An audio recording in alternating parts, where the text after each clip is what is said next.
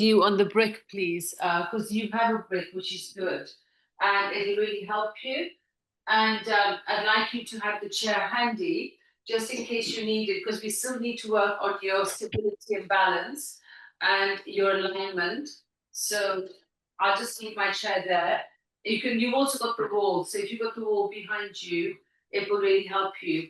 I'd like you to understand how important it is. I'm just going to put my screen up a little bit. I'd like you to understand how important it is for you to work your legs, not just correctively, but effectively as well. I think that's very important. Have our blueprint, which is our mountain pose. And I just want you to just become aware of the mountain pose. Just leave your brick on the chair for a moment and just have your feet together, but not so touching. I just need you to feel the ground, because you wouldn't stand with your feet together all the time. We do it in practice. So just have your feet underneath your hips, so they're not too wide. That's how you would normally stand if you were standing somewhere. And because of the disparity in the pelvis and it being off, just look down at your feet and notice for you if your outer heels come in a little bit, because invariably all our outer heels come in. You want to take those outer heels out a little bit. Yeah, so consciously pick them up and take them out. Consciously do that. Yeah? And then when you consciously do that with your outer heels going out, you sort of fall on the inner arches. So what we do is we get the four corners of the feet. You go underneath the big toe, take your awareness there, little toe, inner heel, outer heel. Just take the arms away from the body a little bit and stand and move the arms down and extend the fingers. So you want to get the four corners. Think awareness underneath the big toe, little toe, inner heel, outer heel. Just do that. And do that a few times. Go from the inner heel, outer heel, underneath the big toe, underneath the little toe. You have a ball mound. There's a bony part. So you need to press that bony part down. Press the ball mound of the big toe mound down, the little toe mound. You have to go there. You have to go into the big toe, into the little toe. So you keep going in and then out, in and out. Inner heel, outer heel. And you look for balance. You look for your four corners of your feet. Then we do a little more. We'll bring the inner ankles up towards the inner knees, and we'll bring the outer ankles in a little bit. So there's engagement here. Do you feel it around the pelvis? Just daily working through. But it's not enough to understand the inactivity of the heaviness of the legs. I'm talking energy. So we take the brick. We've done this before. Little reminder, bring your feet together. And you're going to take the brick today. We're going to take it between the thighs, here, up for a moment, all the way up into the groins, as high up as you can get. As high up as you can get. But you want to keep your feet together. Yeah. And now we go back again and observe. Go to the inner heel, press it down. When you press the inner heels down, do you feel the thighs come to the brick? Bringing life into your upper inner thighs. Can you feel? And take the awareness to the outer heels, but still keep moving your inner heels down. And now move the outer heels down. Now I'd like you to move your inner ankles up. Does it move your inner thighs to the brick? The outer ankles in. All of a sudden, this area, what we call the root area, the energetic body, we're talking about the root chakra, and it comes to the abdominal area, you get life here. Because we don't bring the energy all the way up to the legs when we're standing.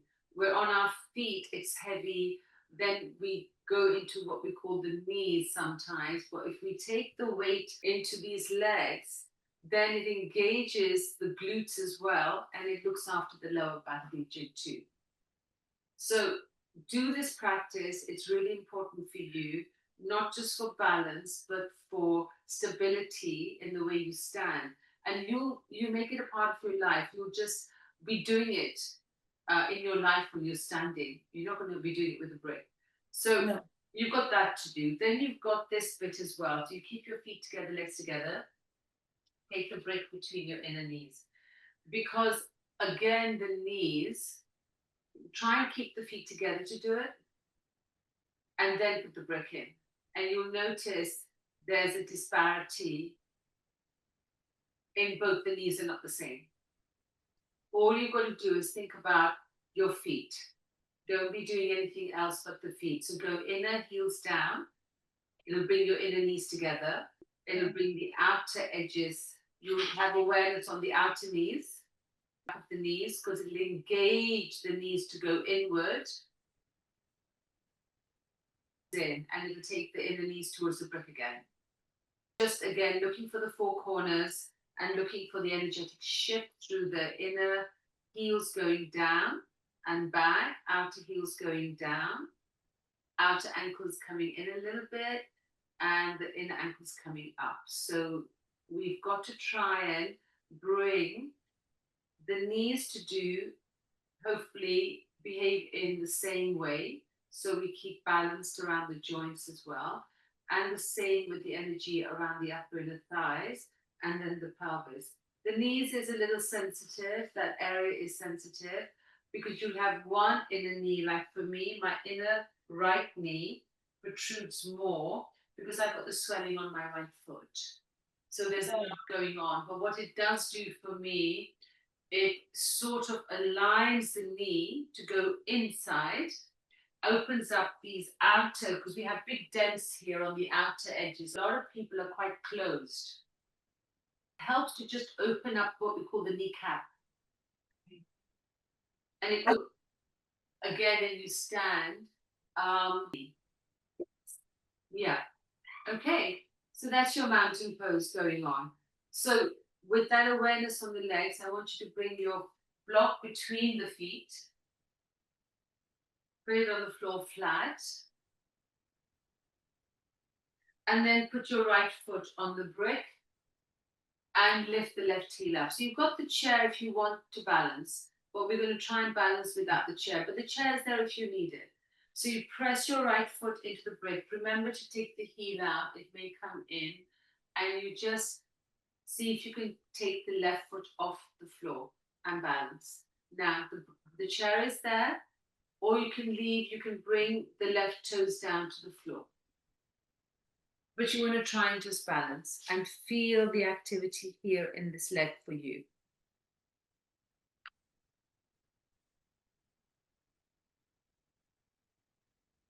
Yeah, your chair's there and you can put the left toes down if you want. Can you feel the activity in your leg? Invite stability and strength into your leg. Yeah, think about, say, I'll do it for 30 seconds or something, or 1 minute. And then you can put both feet on either side of the brick and just close your eyes for a moment and observe yourself. You just observe yourself and just check in.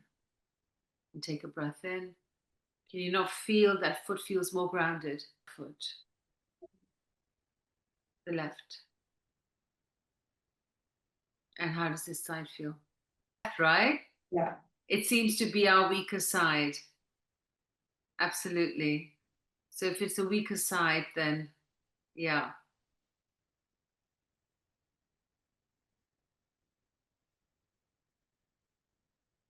And just take a moment, just breathe in and breathe out on this as well.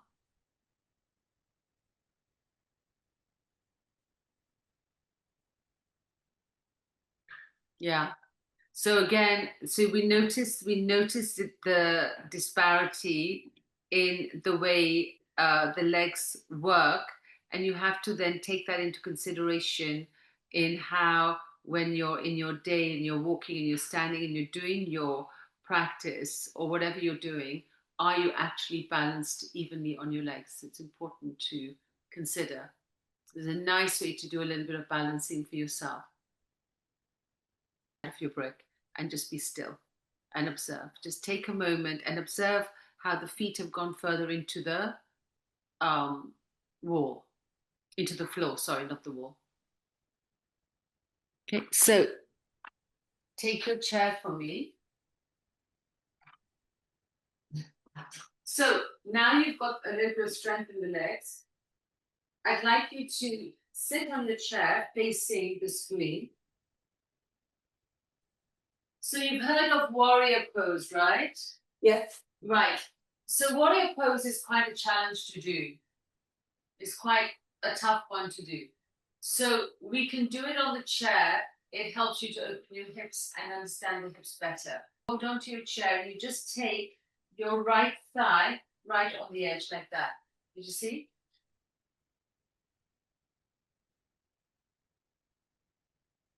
And then we want to move this leg back. So it's about, and to a little wider. So it's about finding my left heel on the floor and trying to get my right groin on the edge of the seat. And that helps you to open your hips and understand the action of the legs in warrior poses. It's a strong pose, the warrior pose. But on the chair, it'll give you a nice opening through the hips. Can you see? I love the work on the chair. So the warriors, could you move your screen down a little so I can see what's happening in your hips, please? Because it's fine when we're doing the standing work because that's for you to practice. But on this, I'd just like to look at yeah.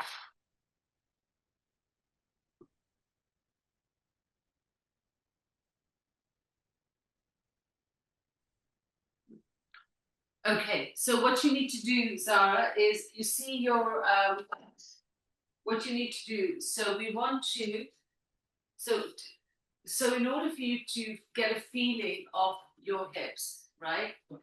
I'd like you to think about just say. So I'd like you to think about this is fine, you've got this, but it's more the left heel. And what happens is, we talked about the hip bone here, where you had the brick. Remember, we put the brick here? Can I move my left upper inner thigh, which is here, up to the ceiling? Here. And then press the left heel down. And you can take your left arm and hold the chair behind you and work that left heel down. Legs, you see, it comes in time. That's your work internally from your left inner groin all the way to the outer left heel in order to open the hips. Exhale here. Your right foot and release. And do the other side. And let's see how this side is. So that was your weak leg anyway, because we said that. Let's see how this side is. So when we put the left foot, try and get the alignment of your thigh to the chair. And then we want to get the right heel down. And again, we want to focus on, this one's quite tight for you, isn't it? Right groin, moving up to the right hip, moving into the right heel. And it's a nice way to understand the alignment in a warrior pose. And we can use the hand behind you to hold the chair and help it to work the right heel down. And a nice way to understand warrior two. And then there's lots more that come off this as well. But this is where you want to try and get the work coming in through the groins here. Just work with your breath. Think about, let me try and be in it. Let me try and get the hips to work as evenly as possible. And let me try and just do some breathing while I'm here. Because you're on the chair. You can use your hands on the chair. You press your left hand onto the chair seat. You can take your right hand, hold the chair arm behind you. You can just be using the chair to get a little more power through the right leg, left foot, lifting up through the abdominal wall. So there's a lot of what we call moving parts when we're working on the chair. Even though you'd think that, oh, you've got the chair, this is easy. Actually, it's not. It's harder because you're having to get the correction done and the alignment is there, which we don't get without any support sometimes. We're just doing it. We're just making the shape. but this is actually working the legs. And if you're not working the legs, it's drawing light to the areas that are actually very inactive and not working. Yeah. Yeah. And then release. Excellent. And then come back. And so, can you get your heels on the chair here? You can, great. And then you've got this space through the thighs. You just bring yourself back and you bring yourself forward. So you've got your shoulders coming on your upper inner knees, or on your inner knees, the outer shoulders, and you just hang. Just hang, drop the head down, take a breath in, just breathe out.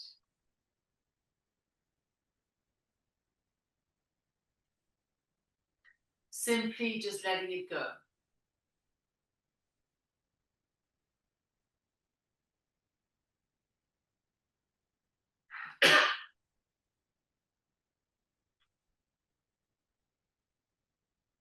And then take it in. And what's your chair like on top? Is it easy for you to fold over your chair? If I stand here, my chair is quite low. It's around my upper inner thighs. I need it to be higher at my hip bones if I want to do a forward fold. So I use pillows and blankets. I have quite a thick pillow here. If I put the pillow on top of the chair and walk in, pelvis, I can just fold, but it has to be a good connection. It depends how high your chair is, Sarah. So come forward. I think no, no. It has to be really close. You need far more support. So you would probably need to get like a couple of folded blankets or a couple of pillows on that. It's too low for you, pelvis. No. No. So maybe in your own time, you've got a pillow there. Put the pillow. You might need two of those, but try it with one pillow. Walk forward. Try and walk the feet a little further forward for me. Do you connect with your pelvis on the pillow?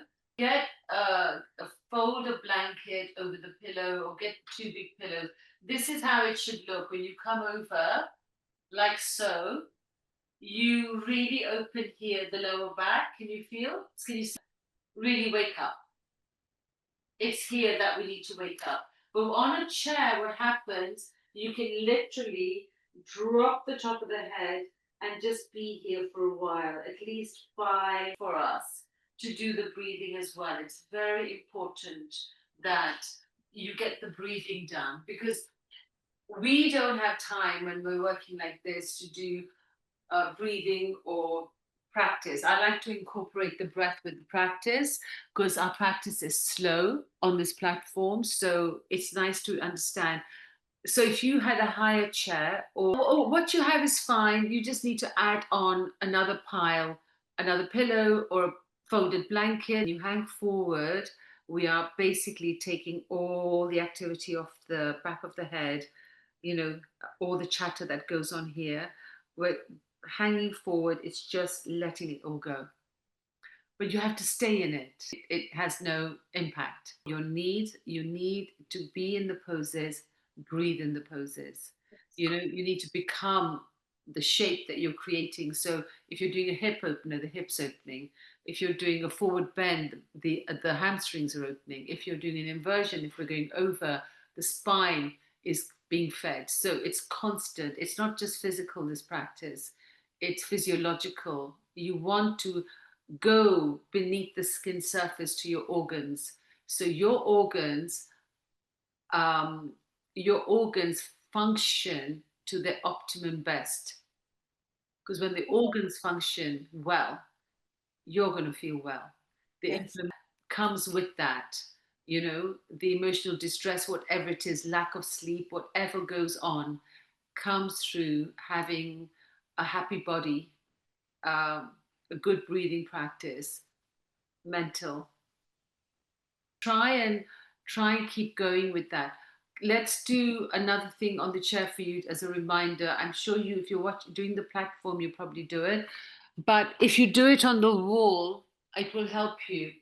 We've done it off the wall. but there's a way to understand it on the wall. So I'm going to show you my end. You may not be able to gauge what I'm doing, but let me just do it anyway, and I see it, and then I'll try and talk you through it. So I can do both. You know, we did tree on the chair for you. I showed you how to do tree on the chair. So when um, if I stand like this, right, I've got the wall I'm facing. If I put my foot here, I want to connect the brick in line with the inner knee. So this is also a hip opener. And what I've done is, there's my knee. You've seen the back of my knee. What I've done is I put the brick on the inner knee and I've connected it to the wall. Do that and then I'll talk you through it. Because what that will do, it'll give you a hip opener that is very subtle internally, it'll change the way you're feeling. So you need to face your wall, Zara. You need to turn around. How's the left foot? Doesn't look straight to me. You need to turn around and face the wall. That's it. The feet have to face the wall, the toes have to face the wall. So you need to do what we just did, mountain pose. Go close to the wall, please. Good. Now turn the right foot and put it on the chair. Try not to turn your body. Keep facing the wall. Now put the brick and flush the brick between the knee and the wall. Now put your hands on the wall. And I want you to turn the chest to the wall. Yeah, you see your hips tight. What happens is the brick is going to stop the knee coming forward. Now your work is the left leg. It's inactive. You need to work your left leg like a mountain pose leg. You need to press the left foot, find the four corners, activate towards the upper inner thigh. And you see how your hips are quite at an angle. The right hip's gone up, the left hip's falling. We need to turn the left hip bone to the left. Internalize. You see how it brings the knee closer to the brick? If you were doing the pose, like trying to balance in tree pose, it would be completely off. Yes, no. You won't let it, and it'll open the hip correctly instead. If I asked you to do tree pose, like in a yoga class you would put the right foot on the upper inner thigh, and then release and do the other side and see how you feel. First stand in mountain pose. Just stand. You see, it's a different inner left leg, right leg. To the other side. So there's a little add-on for you.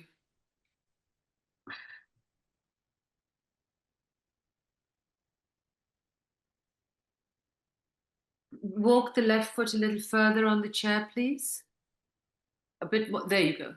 So again, now the left foot is in place, the knee's in place, the block's in place. You don't need to do nothing on the left. All the work is on your right. It's the right foot, it's mountain pose on the right foot, it's working the right leg, it's moving the right thigh back, and then it's trying to find the awareness through the right hip moving to the right. So you want to rotate the abdominal area to the right and move the chest towards the wall. And both sides have different energies. Both sides feel differently. The other one.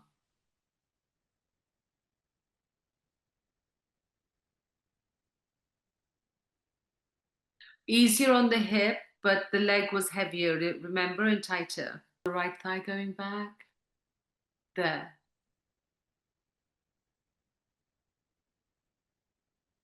And then just do a breath in, press your right foot, and inhale and come out. And then put the foot on the floor when you're ready. And just stand for a moment.